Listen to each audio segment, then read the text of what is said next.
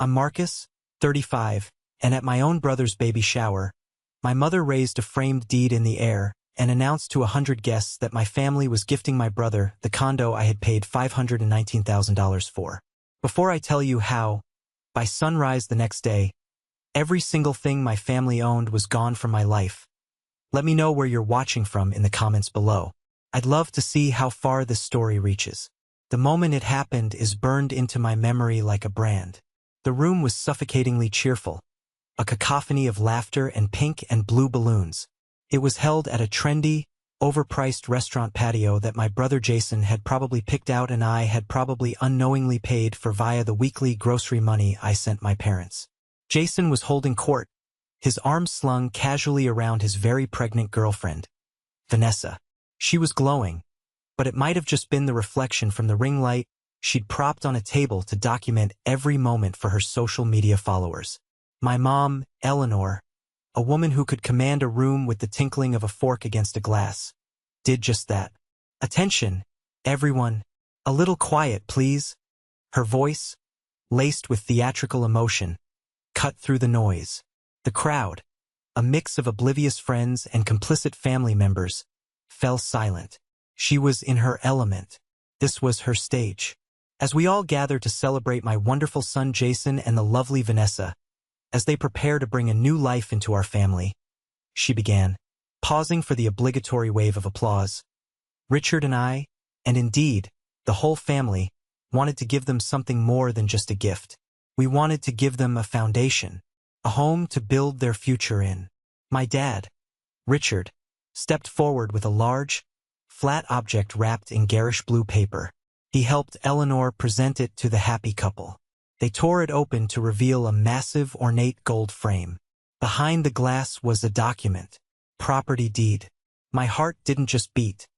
It began a slow, concussive thud against my ribcage, each beat a wave of cold dread. I didn't need to read the fine print. I recognized the seal of the county clerk's office. I knew the legal formatting. It was a copy of the deed to my condo. Eleanor's voice swelled to a crescendo of maternal pride. A gift from all of us. Welcome home, kids. The performance that followed was worthy of an Oscar. Jason's jaw dropped. Vanessa burst into what looked like genuine tears, clutching his arm. The crowd exploded into cheers and whistles. I felt the air leave my lungs, my vision tunneling until the only thing I could see was that obscene golden frame. I started moving, a ghost pushing through a crowd of solid, cheering bodies. I had to see it. I had to touch it to believe it. And there it was. My name, my address, the legal description of the two-bedroom corner unit on the 17th floor that had cost me years of my life. My father, ever the watchful patriarch, noticed my deathly pale face. He moved toward me, a predator sensing a kill. He leaned in, his breath a foul mix of expensive whiskey and self-satisfaction. "You have 30 days to vacate," he whispered, the words a venomous dart. "It's for the baby. Be a good brother. Don't make a scene." A scene. That's all this was to him. A logistical problem, a loose end to be tied up.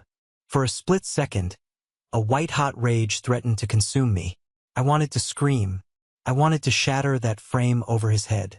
I wanted to expose them for the parasites they were. But then something else took over. A profound, glacial calm. It was the clarity of a man who had been pushed past the breaking point and had found solid ground on the other side. The emotion drained away, leaving only pure, cold purpose.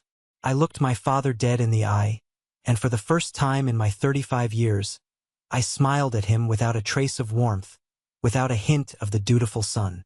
"One day is enough," I said. My voice was unervingly quiet, yet it cut through his smugness like a razor. The smile on his face faltered. A flicker of confusion, of animal cunning sensing that the prey was not behaving as expected. Before he could respond, I turned my back on him, on all of them, and walked. I didn't rush.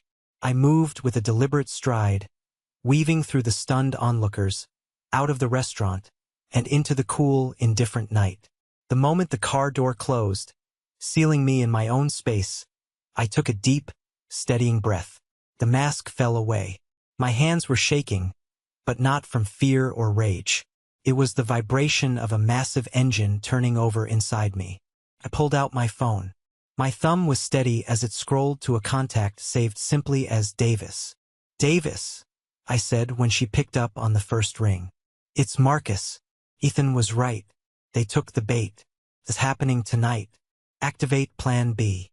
There was a beat of silence on the other end, and then I heard the crisp, confident voice that was worth every single dollar of her formidable retainer.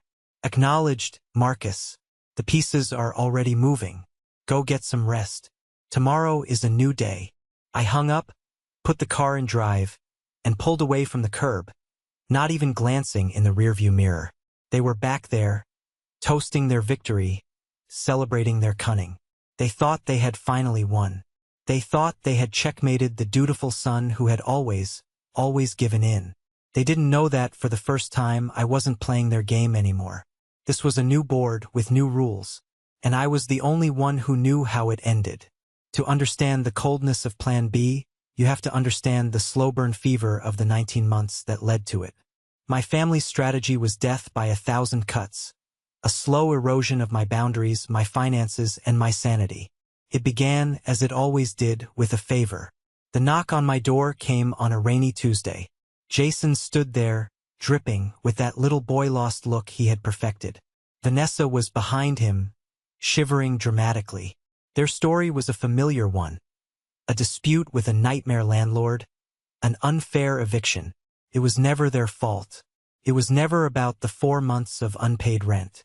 "Just for a couple of weeks, bro," Jason pleaded. "A month, tops, just until we find a new place. We'll be like ghosts, you won't even know we're here." They were the loudest ghosts I'd ever met. The first week was deceptively quiet. They kept to the spare bedroom, my home office. By the third week, their things had started to metastasize. Vanessa's collection of crystals and succulents colonized my windowsills. Jason's video game console and giant beanbag chair took over a corner of the living room. My minimalist, clean space started to look like a chaotic dorm room. The financial bleed started small. "Hey man, can you spot me for groceries? I'll get you back on Friday." Friday never came. Then it was their car insurance, their cell phone bills, their credit card payments. I was working 80-hour weeks as a senior engineer, managing a team and a multimillion-dollar project. My brain was a complex machine of logic and code all day. When I came home, I was too exhausted to fight. It was easier to just say yes, to just transfer the money, than to have the draining, circular argument I knew would follow if I refused. One Saturday, I came home early from the office, hoping for a few hours of quiet. I walked in to find a full-blown party in my living room. 20 strangers were drinking my whiskey and dancing on my rug. Vanessa was holding court, explaining to her friends, "Yes, we're thinking of knocking this wall down to create a more open concept space." I pulled Jason into the kitchen. "What the hell is this?" I hissed, my voice low and tight. He threw an arm around me, sloshing beer on the floor. "Relax, bro. Just a few friends over. Lighten up. You work too hard." He gestured around my apartment, a grand, sweeping motion. "You've got this amazing place. You should enjoy it more." "This isn't enjoying it, Jason. This is a stranger using my bathroom, and I don't know who half these people are." "They're connections," he said brightly. "That guy over there? He's a crypto millionaire. I'm networking." The crypto millionaire left a burn mark on my coffee table. The networking ended with me on my hands and knees at 3 a.m., scrubbing red wine out of the grout while Jason and Vanessa slept peacefully in my office-turned-master suite. This was the pattern. They didn't just live in my space. They consumed it. They treated my hard-earned life as their personal playground. My role was to be the silent, ever-providing foundation upon which they built their fantasy. And the rest of my family were the architects of that fantasy. My parents had always been a financial black hole. I have a vivid memory from when I was 16. I'd saved up $2,000 from a summer job bussing tables, money I was planning to use for my first car. My dad sat me down at the kitchen table, his face grave. He talked about a once-in-a-lifetime investment opportunity, something about emu farming. He needed a short-term loan. He promised to pay me back double. I gave him my savings. I never saw a dime of it again. The emus, I later found out, never existed. The money went to pay off a gambling debt. When I cried, my mother told me, "It's just money, Marcus. Family is what's important. Your father is under a lot of stress." That was their mantra. It's just money. Family is important. It was the magic phrase they used to justify every act of financial vampirism. I was paying for their stress, their bad decisions, their refusal to live within their means. The $87,000 to cover their mortgage wasn't a gift. It was the price of peace. The $36,000 for my sister Melissa's education was a bribe to keep her from complaining about how I helped our parents more than her. I wasn't a son or a brother. I was a walking, talking inheritance they had decided to cash in early. The pregnancy was the catalyst that turned their slow-drip entitlement into a fire hose. The moment that sonogram picture went up on Instagram, my fate was sealed in their minds. The condo was no longer my home. It was the future nursery. My second bedroom was no longer my office. It was the baby's room. My financial stability wasn't my own. It was the baby's college fund. The pressure campaign was a coordinated assault. It started with Melissa's call, which was worse than I even let on.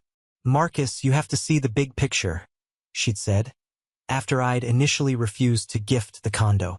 "The big picture is that I worked for 10 years to buy my own home, and now you all expect me to just hand over the keys." "Oh, stop being so materialistic," she sighed, a sound of pure, condescending pity. "This isn't about things. This is about family. Jason is about to be a father. He needs to be a provider, and it's hard for him to feel like a man when he's living in his big brother's spare room." The hypocrisy was breathtaking. So to make Jason feel like a man, I have to give him a $500,000 property? Does that make any sense to you?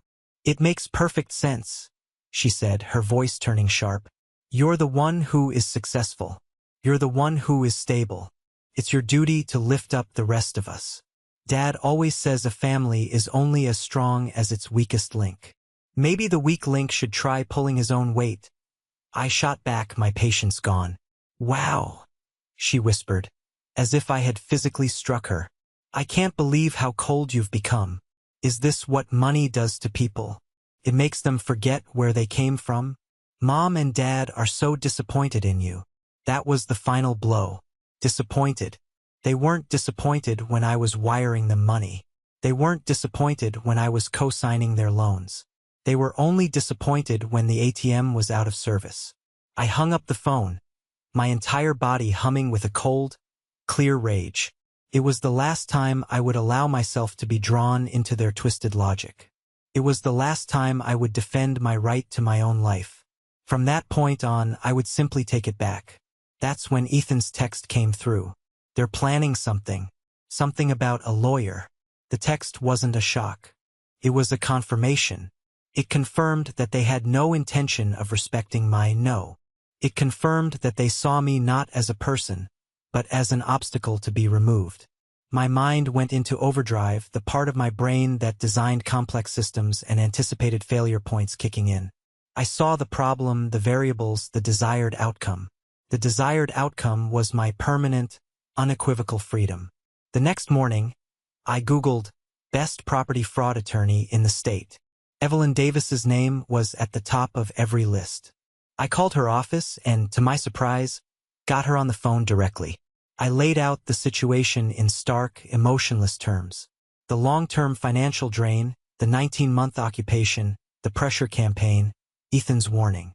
She listened and then asked the question that changed everything.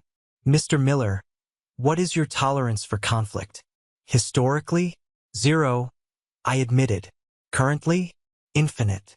"Good," she said, "because they've been fighting a war of attrition against you for years. It's time for a shock and awe campaign. Let them make their move. Let them commit the fraud. A verbal demand is a family squabble. A forged deed is a felony. We'll give them all the rope they need."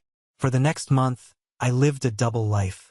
By day, I was the dutiful, if sullen, brother, enduring their presence in my home.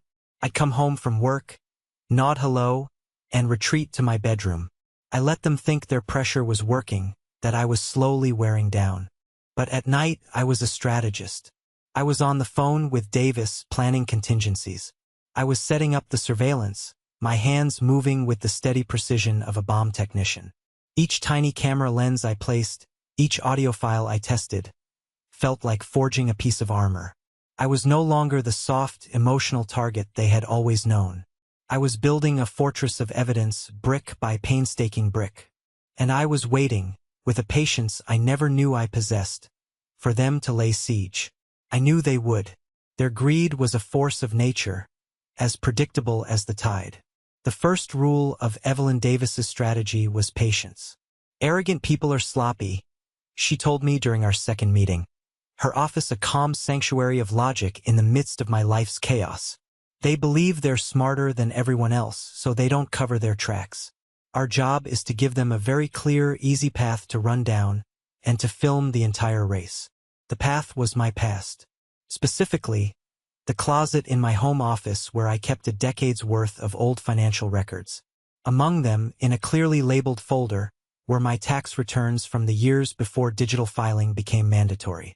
Each one bore a clear, bold signature. It was the perfect bait. They won't be able to resist, Davis predicted. A physical signature they can scan is a golden ticket. It feels more real, more legally sound to them than some digital forgery. The plan was for me to be conveniently absent. A week later, I announced at dinner that I had to go to a mandatory corporate retreat in another city for the weekend. I made a show of it, complaining about the terrible timing and the pointless team-building exercises. "Oh, you poor thing," my mother said. Her sympathy as fake as a $3 bill.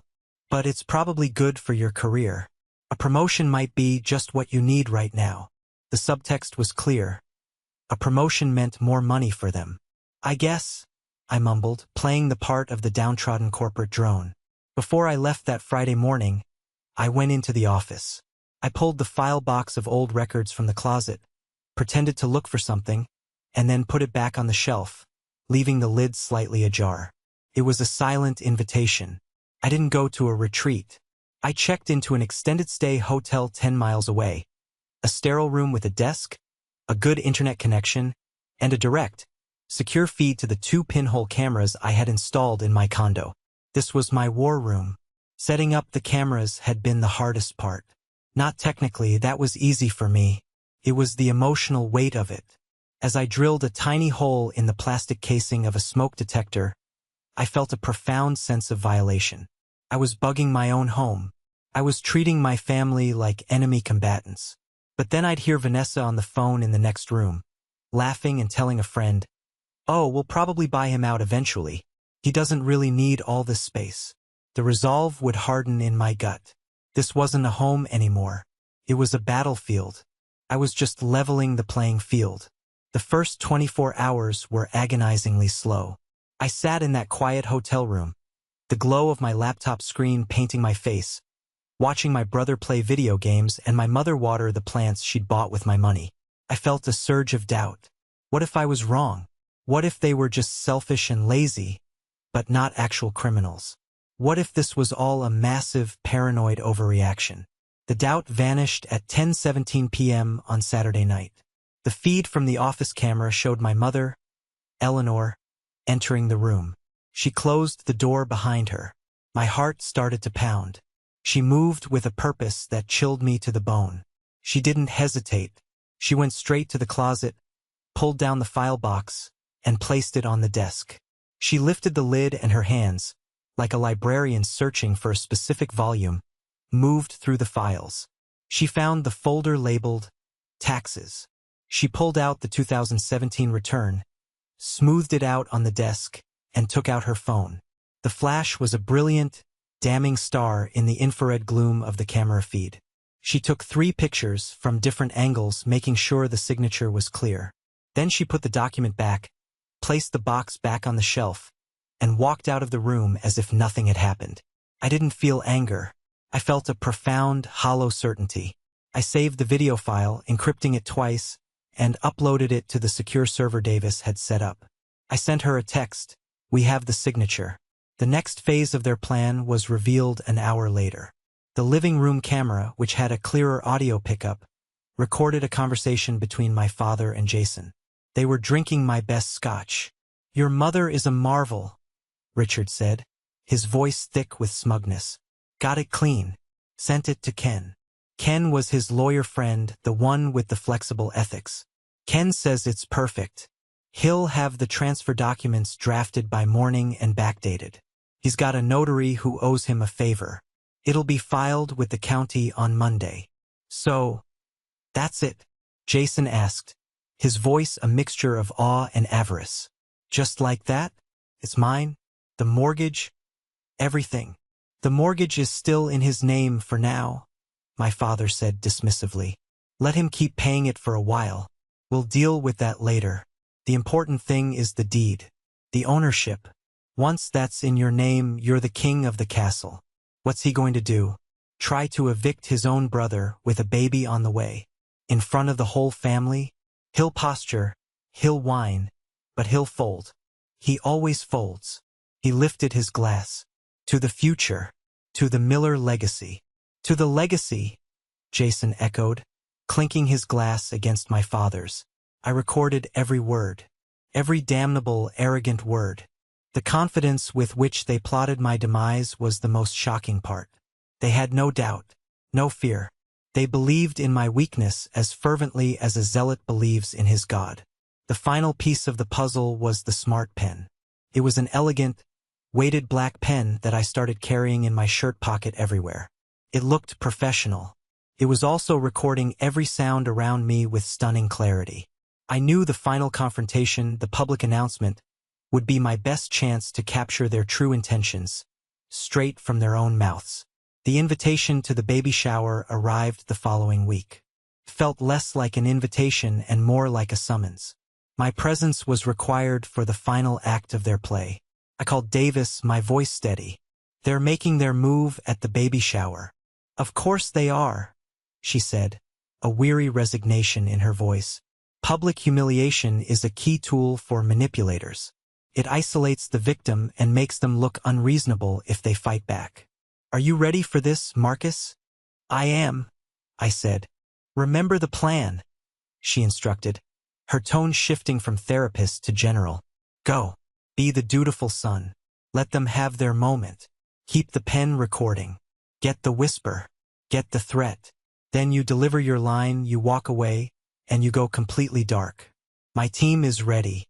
We have a corporate and property litigation specialist, a private investigator on retainer, and a paralegal who used to work in the DA's office. We are not a law firm, Marcus. We are a small army, and we are about to launch a counter-invasion." I hung up and looked at my reflection in the dark screen of my phone. I saw a man I barely recognized. The tired, accommodating look in my eyes was gone, replaced by something harder, something more focused. They thought they were luring a lamb to the slaughter. They had no idea they had just invited a wolf to dinner. The air on the restaurant patio was thick with a cloying sweetness, a mix of vanilla-scented candles, overpriced flowers, and triumphant hypocrisy. Walking in felt like wading through a swamp. Every smile seemed predatory. Every friendly pat on the back felt like a measurement for a knife. My sister Melissa was the first to intercept me, her face a carefully constructed mask of delight. "Marcus, you made it. I was so worried you'd be, upset." "Upset about what?" I asked, my voice intentionally blank. "Oh, she waved a dismissive hand. "Just family stuff." She took the small, heavy gift bag from my hand. "You didn't have to get them anything, really. Your support is gift enough." The irony was so thick it was almost comical. I let her guide me into the heart of the party. It was a sea of faces I barely knew. Vanessa's gaggle of influencer friends, who eyed my simple button-down shirt and slacks with disdain, and older family friends who had watched me grow up and were now watching me being served up on a platter. They all wore the same look of polite, feigned ignorance. I saw Jason across the patio, and he gave me a big, theatrical wave. He was wearing a new watch, one I recognized from a website I'd been looking at for myself a few weeks ago.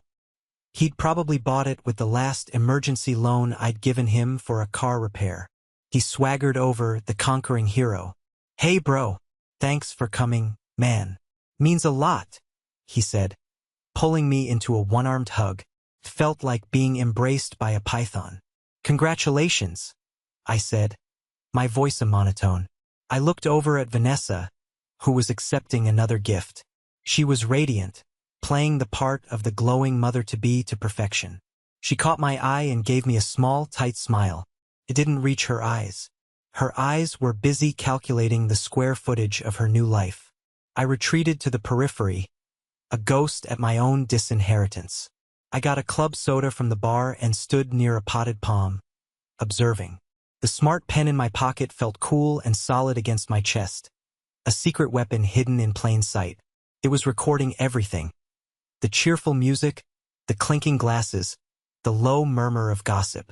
"Can't believe he's even showing his face," I heard a woman whisper behind me. It was Aunt Patricia, my mother's sister, a woman whose entire life was a crusade against other people's happiness. "Eleanor told me he's been so difficult about the whole thing." "Well, it's for the baby," her companion replied sagely. "He needs to think of the baby." The baby, the unborn child, had become a human shield, a justification for grand larceny. My cousin Ethan found me there, hiding in the foliage. He looked miserable. He was a good kid, trapped in a family of sharks. "You're really going through with this?" he asked, his voice barely a whisper. He meant me, not them. "They left me no choice, Ethan. My dad, your Uncle Robert, he's been talking," Ethan said, staring into his drink. "He told my mom that your dad promised to forgive the 42 grand he owes you if he supported the family's decision. They're buying everyone's loyalty with your money, Marcus." I just nodded. It was another brick in the wall of evidence. "Thanks for telling me, Ethan. Stay out of the line of fire. It's going to get messy." He gave me a grim, unhappy look and melted back into the crowd. The main event began, as I knew it would, with my mother's toast. As she stood there, painting a picture of a loving, supportive family making a grand sacrifice, my mind drifted. I saw a montage of my life. Me at 22, canceling a trip with friends to give my parents money for a leaky roof. Me at 28, co-signing for Jason's first sports car, a car he crashed 6 months later, leaving me with the bill. Me at 32, sitting in a hospital waiting room all night with my mother after my father had a health scare, only for him to complain the next day that the flowers I brought weren't nice enough. Every memory was a transaction. Every act of love on my part had been met with an expectation of more. They hadn't just taken my money. They had taken my 20s. They had taken my 30s. They had taken my peace. When my name was finally called, when my mother gestured for me to come forward, it felt like my whole life had been leading to this single, humiliating moment. I walked forward, the silence of the crowd pressing in on me. I took the frame. I looked at the forged deed. And then I looked at my father, who chose that exact moment to lean in and deliver his final, fatal line. "You have 30 days to vacate," he whispered, his voice a low, gravelly threat. "It's for the baby. Be a good brother. Don't make a scene." The microphone in my pen captured it all. The whisper, the smugness, the quiet threat. It was the linchpin. The whole case, the whole of my future freedom, rested on those few whispered words. I had it. I had everything I needed. My calm, my quiet reply, "One day is enough," wasn't just a comeback. It was a promise. It was the sound of a cage door swinging open. As I walked away, I felt a strange lightness. The weight of their expectations, the crushing burden of their needs, it was all lifting. They thought they were watching a defeated man. They had no idea they were witnessing a resurrection. The moment my car door clicked shut, the carefully constructed calm I had worn all evening shattered, not into anger, but into pure, focused energy. I sent the signal green text to Evelyn Davis and received her acknowledged reply. The machine was now in motion. My instructions were to go to the hotel, turn off my phone, and wait. It was the hardest thing I'd ever had to do. The urge to know, to see, to witness the immediate aftermath was overwhelming. But I trusted Davis. I trusted her plan. So I did as I was told. I checked into my anonymous hotel room, put my phone on airplane mode, and fell into an exhausted sleep, leaving the battle in the hands of my hired army. Here is what happened while I slept, pieced together later from the meticulous report provided by Davis's firm. 5 a.m. Two sleek, unmarked moving vans pulled up to the service entrance of my condo building. 6 men in simple black uniforms emerged, led by a sharp, businesslike woman in a pantsuit. This was Maria, the paralegal from Davis's office who specialized in asset recovery. She presented the night manager with a court-stamped emergency injunction that gave them immediate and legal access to my unit for the purpose of removing unauthorized occupants' possessions and securing the property for the legal owner. The night manager, a man who had seen Jason and Vanessa treat the building staff with casual disdain for months, complied without argument. The team worked with the silent precision of a special forces unit. They didn't just move stuff, they executed a surgical extraction. One team of 4 focused entirely on the belongings of Jason and Vanessa.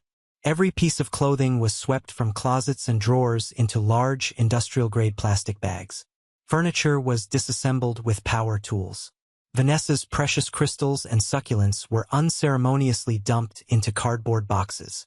The giant, ugly bookshelf was taken apart in under 5 minutes. Nothing was damaged, but nothing was treated with reverence. It was handled as what it was, the property of trespassers. A second team of 2, under Maria's direct supervision, focused on packing my personal belongings. They worked from a detailed inventory list I had provided. My books were wrapped and boxed. My clothes were packed into wardrobe boxes. My computer equipment and personal documents were sealed in padlocked cases. It was the complete opposite of the other team's work. It was careful, respectful, and organized. 6 a.m. A locksmith arrived. He was a burly man who whistled while he worked. In less than 15 minutes, the high-security lock on my front door was drilled out and replaced with a brand-new, top-of-the-line system. The old keys were now useless pieces of metal. 7 a.m. to 11 a.m. The removal process continued. Van after van was filled. The flooring was the final touch. The cheap laminate they had laid over my beautiful oak floors was pulled up, rolled into giant tubes, and secured with packing tape. Throughout the entire process, a forensic photographer documented everything. He took hundreds of photos. The before state with their clutter, the process of removal, and the after state. A pristine, empty apartment, wiped clean of their existence. He took close-ups of the scuff marks on the walls from their furniture and the sticky residue on the windows from Vanessa's decals. It was a comprehensive catalog of their disrespect. By noon, it was done. The condo was empty, swept clean, and secure. Maria placed a new set of keys in a lockbox and sent the code to Davis. My life's possessions were on their way to a climate-controlled storage unit I had rented. Jason and Vanessa's things were in the back of a moving van, heading toward their next and final destination. I woke up around 3 p.m. I turned my phone back on. It exploded. A tidal wave of missed calls and frantic texts. 37 missed calls. Over 50 text messages. I scrolled through them, my heart beating a steady, calm rhythm. From Jason, WTF? Where is our stuff? From Mom, Marcus, answer your phone this instant. This is not funny. From Dad, you have made a grave mistake. You will regret this. From Melissa, what did you do? Vanessa is crying. She's pregnant. This is cruel. The tone shifted from anger to confusion to panic as the hours had ticked by and I remained silent.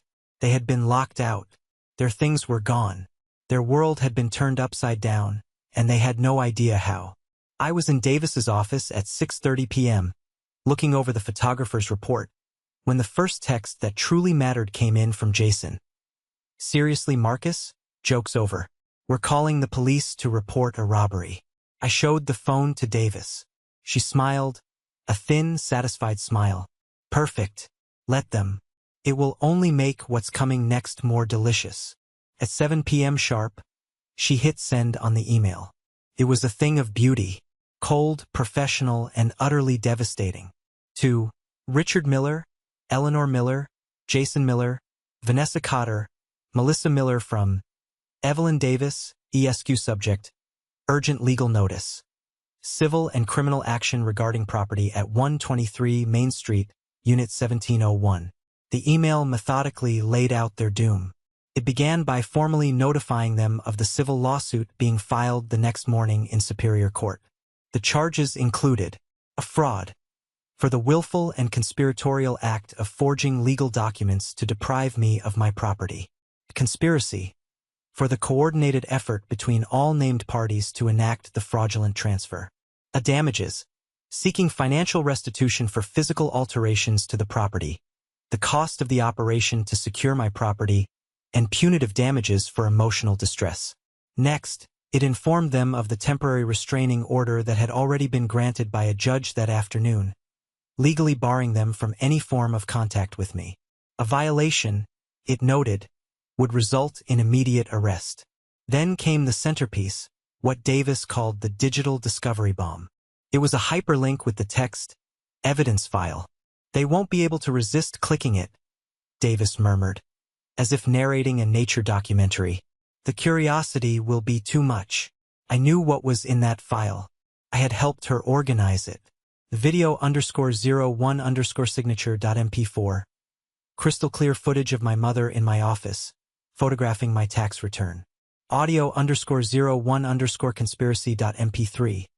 The damning conversation between my father and Jason, planning the entire thing. Audio_02_threat.mp3. The recording from my smart pen, capturing my father's whispered threat at the party.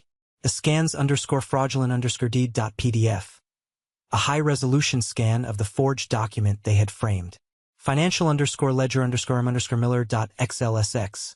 The spreadsheet detailing $214,800 of financial support, broken down by date, person, and purpose. The email concluded with the final, fatal paragraph. Be advised that this evidence file, in its entirety, has been delivered to the office of the district attorney for your county. We have lodged a formal criminal complaint and requested a full investigation into felony property fraud, forgery, and conspiracy. We strongly advise that each of you retain separate and competent legal counsel immediately. Any and all future correspondence must be directed through this office. Any attempt to contact our client, Marcus Miller, will be reported to the authorities as a violation of the TRO. We sat there in the quiet, elegant office. I pictured the scene.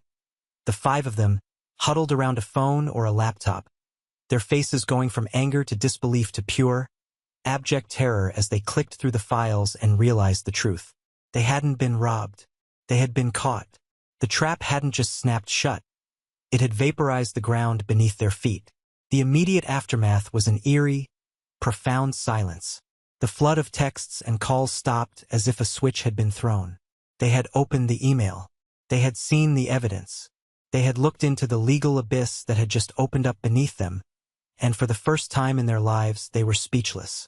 Ethan called me the next day, his voice low and shaken. He had been summoned to my parents' house for a family emergency. What he described was not a family in crisis. It was a criminal conspiracy falling apart. It was a bloodbath, Marcus, he said. Your dad was just sitting in his armchair, staring at the wall, completely white. I've never seen him look so small. Your mom was hysterical, just wailing that you were trying to send her to prison. Jason and Vanessa were there, and Jason was screaming at your dad, saying, "You said it was foolproof. You said he didn't have the guts." And what did Vanessa do? I asked, picturing her. She was the scariest of all, Ethan said. She wasn't crying. She was just sitting on the couch, scrolling through the evidence file on her phone over and over again. She looked up at Jason and said, "My parents' basement. We're going to be living in my parents' basement. My followers are going to see this." She was more worried about her online image than the felony charges. Then came the blame. According to Ethan, my father blamed my mother for being sloppy. My mother blamed Vanessa for being greedy. Jason blamed me for not just rolling over like I always did. They were rats in a sack, and they had started to eat each other. The physical fallout was just as swift. The moving van containing Jason and Vanessa's life arrived at her parents' suburban home the morning after the email. As per Davis's explicit instructions, the movers didn't carry the items inside. They neatly and efficiently unloaded everything onto the front lawn. The ugly bookshelf, the boxes of clothes, the stupid beanbag chair, all of it. A curated exhibition of their sudden and spectacular failure, right there for the neighbors to see. Vanessa's mother, I was told, had to be restrained from physically attacking the moving crew foreman. But the most significant fallout was personal. It was the final, clean amputation of the diseased parts of my life. That process began and ended with my sister, Melissa. She found me 2 days later. I had moved from the hotel to the anonymous rental apartment. She must have gotten the address from Ethan, betraying his trust in her desperation. She was waiting for me in the parking lot when I got home from work. She looked terrible. Her eyes were red and puffy. Her hair was a mess. The chic, confident facade was gone, stripped away to reveal the terrified freeloader underneath. "Marcus, we need to talk," she said, blocking my path to the door. "No, we don't," I said, not breaking my stride. "Any communication goes through my lawyer." She grabbed my arm, her grip surprisingly strong. "Lawyers? Is that what we are now? A lawsuit? Marcus, please. You're destroying the family." I stopped and looked at her, really looked at her. "There is no family, Melissa," I said. My voice as flat and empty as the parking lot around us. "There's just a group of people who have been using me as a resource my entire adult life. And the resource is depleted. But Mom and Dad, the criminal charges. This is insane. It was just a misunderstanding." "A misunderstanding?" I pulled my arm away from her grasp. "Was it a misunderstanding when you pressured me? Was it a misunderstanding when they forged a legal document? Was it a misunderstanding when they planned to make me homeless? No, that wasn't a misunderstanding. It was a plan, and it backfired." Tears started streaming down her face. The real kind. The kind that come from pure, uncut self-pity. "But what about me? What am I supposed to do? My rent is due. I can't afford my car payment without your help. You can't just cut me off." And there it was. The truth, ugly and raw. It wasn't about family or love.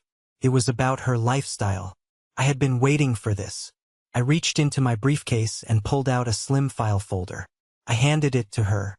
Her brow furrowed in confusion as she opened it.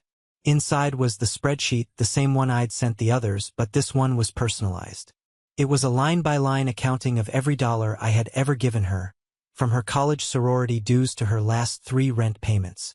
The final tally at the bottom was stark: $36,250. "I don't understand," she stammered, looking from the paper to my face. "Yes, you do," I said softly. "You just don't want to. That isn't a record of my love, Melissa. That is a transaction ledger. It's a history of you taking and me giving. And as of 72 hours ago, the account is permanently closed. You chose your side. I suggest you find a second job." I walked around her, went to my apartment door, and unlocked it.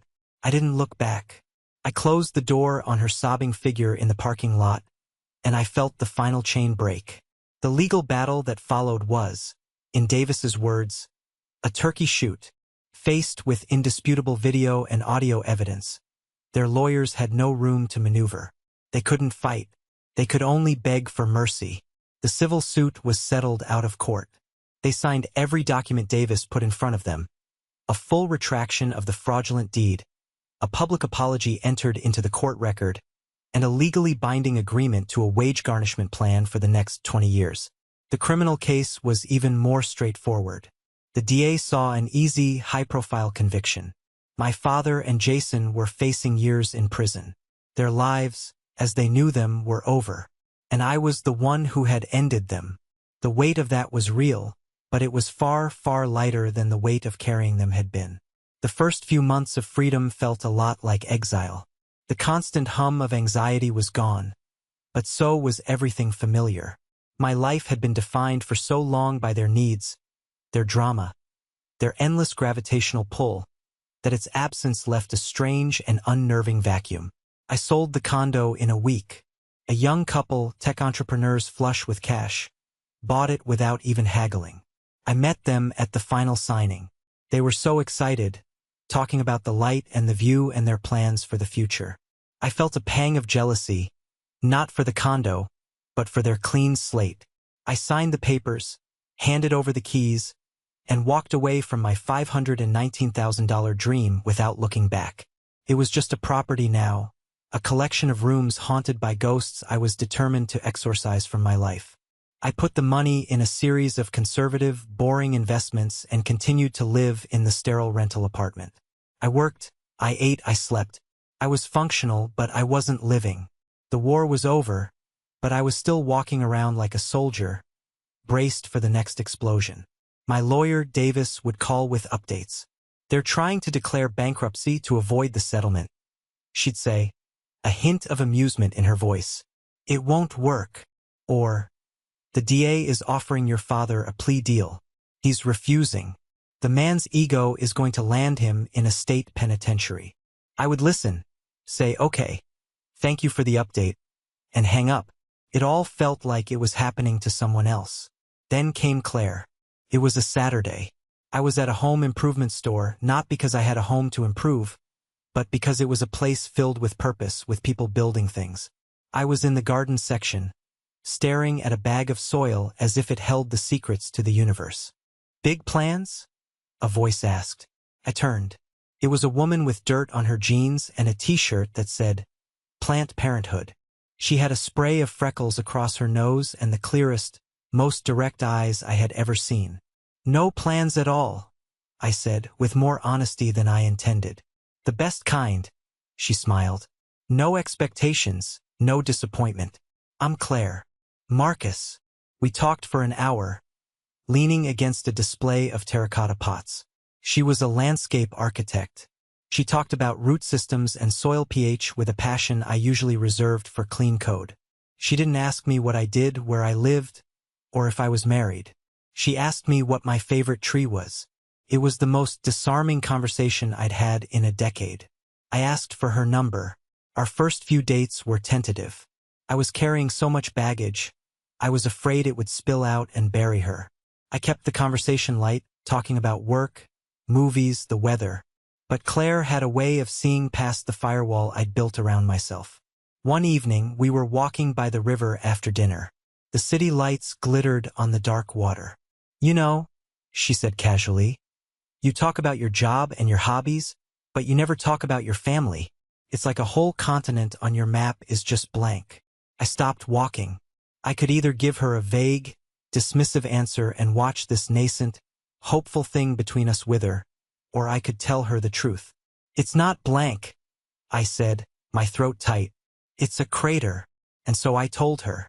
Under the sodium glow of the streetlights, I unburdened myself. The whole sordid, unbelievable story.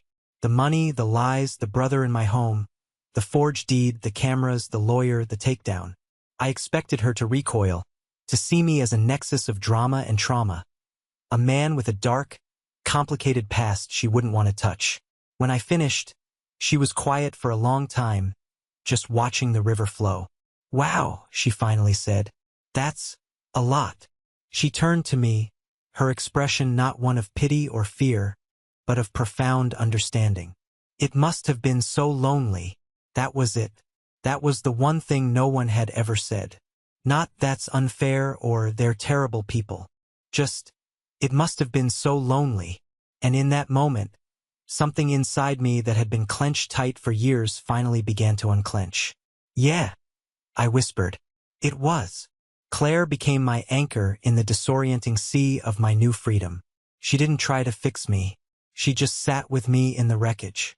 She was the one who was with me when I got the call from Davis that the plea deal had been finalized. My father and Jason, faced with the undeniable evidence and the prospect of a lengthy prison sentence, had finally caved. They pled guilty to lesser felony charges. They got 5 years of probation, 2,000 hours of community service, and a permanent criminal record that would follow them for the rest of their lives. My mother, thanks to a doctor's note about her nervous disposition, received a year of house arrest. They had to sell their home to pay the legal fees and the first installments of the civil settlement. They were broken publicly and financially. Justice had been served. I hung up the phone after Davis told me, and I felt nothing. No joy, no satisfaction, just the quiet hum of an ended thing. "How do you feel?" Claire asked, her hand finding mine. "Empty," I said. "I thought I'd feel like I'd won. I just feel tired." "You didn't win a prize, Marcus," she said gently. "You survived a war. No one celebrates at the end of a war. They just start rebuilding." It was a slow process. Rebuilding. It started with me finally selling the anonymous rental and, with Claire, finding a small house to buy. It had a big, neglected yard that she was ecstatic about. It had a spare room that I decided would be my home office, but this time it would have a very, very good lock. The final call I ever took from my past was 3 months after we moved in. The caller ID said, "Richard Miller." I almost declined it, but something made me answer. "What do you want?" I asked. No preamble. I wanted to ask. His voice was a weak imitation of its former self. "Was it worth it, Marcus? Destroying your whole family. Was it worth it?" I thought for a moment. I looked around the sunlit room of my new house.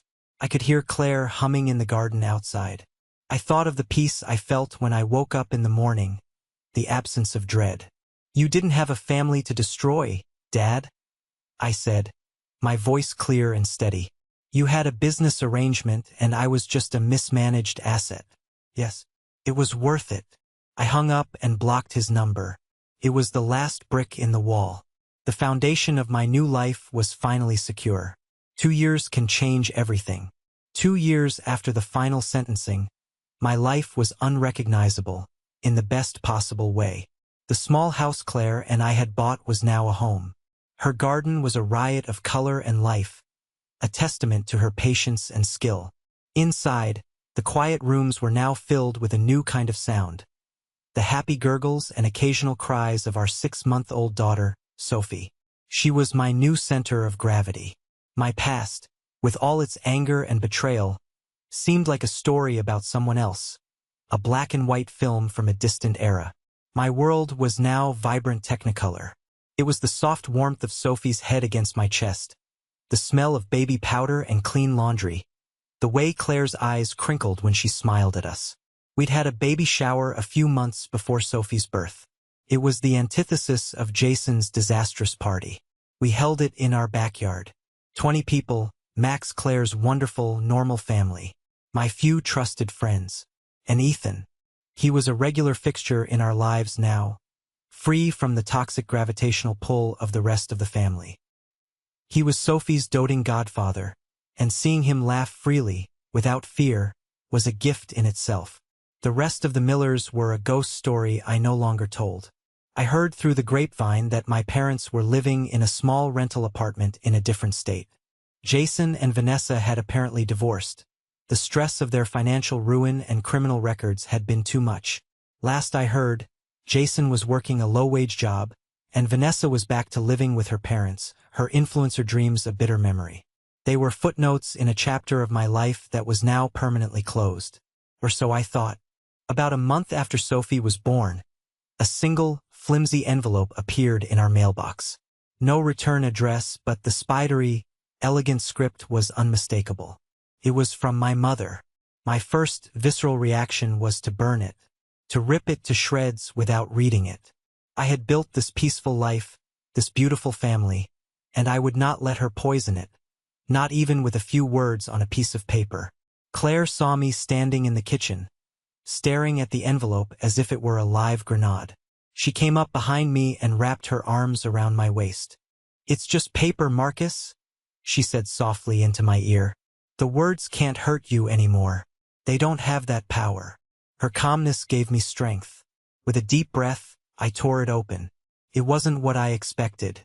No justifications, no pleas for forgiveness, no manipulative digs. It was a single sheet of cheap stationery, and on it a single sentence. "I hope she will never have to know the kind of pain her father endured." I read it once, then twice. It was the closest thing to an apology, to an acknowledgement of my truth that a narcissist like my mother was capable of giving. It wasn't closure. It wasn't redemption. But it was a flicker of something human in the void. A recognition, however faint, of the damage done. I didn't reply. I didn't need to. I folded the letter, slid it into an old book on a high shelf, and let it be. A relic from a buried past. Later that night, I was in the nursery, rocking Sophie back to sleep. The house was quiet. The moonlight cast long shadows across the floor. I thought about the concept of silence. For so long, my silence had been my prison, my acquiescence to their abuse. Then it became my weapon, the cold, hard tool of my liberation. But now it was something else entirely. It was the gentle rhythm of my daughter's breathing. It was the sound of Claire's footsteps in the hallway. It was the quiet confidence of knowing I was safe, that my family was safe. It was the sound of a life chosen, not endured. My silence was no longer an absence. It was a presence. It was the sound of peace. It was the sound of being finally and completely home. Thank you for listening to my story. I hope it resonated with you in some way. Have you ever been in a situation where you had to make an impossible choice to protect your own peace? Share your story in the comments below, and don't forget to like and subscribe so you don't miss what's next.